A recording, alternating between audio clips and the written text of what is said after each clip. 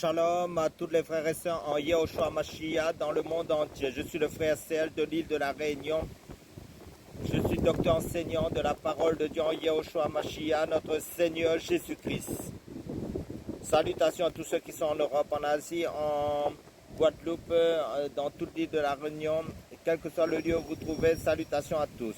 Sur ma chaîne, pour introduire un peu, nous faisons que parler de la parole de Dieu pour l'édification, pour maintenir les frères éveillés spirituellement en Christ, pour fortifier, pour consolider, pour affirmer les frères qu'en Jésus-Christ. Donc, je vais prendre un passage dans la Bible pour que les frères soient encouragés en Christ.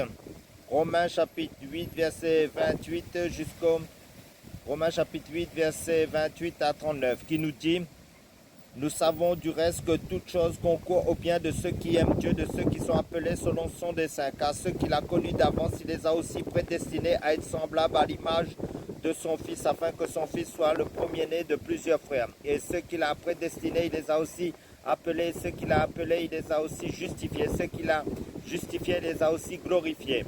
Que dirons-nous donc à l'égard de ces choses? Si Dieu est pour nous, qui sera contre nous? Lui qui n'a point épargné son propre Fils, mais qui l'a livré pour nous tous, comment ne nous donnera-t-il pas aussi toutes choses avec lui? Qui accusera les élus de Dieu? C'est Dieu qui justifie, qui les condamnera, qui s'aimant bien plus les ressuscité, il est à la droite de Dieu, il intercède pour nous.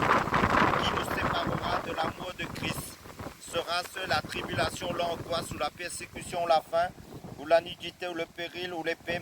Selon qu'il est écrit, c'est à cause de toi qu'on nous met à mort tout le jour, qu'on nous regarde comme des brebis destinées à la boucherie. Et dans toutes ces choses, nous sommes plus que vainqueurs par celui qui nous a aimés. Car j'ai la certitude que ni la mort, ni la vie, ni les ondes, ni les dominations, ni les choses présentes, ni les choses à venir, ni les puissances, ni la hauteur, ni la profondeur, ni aucune autre créature ne pourra nous séparer de l'amour de Dieu manifesté en Jésus-Christ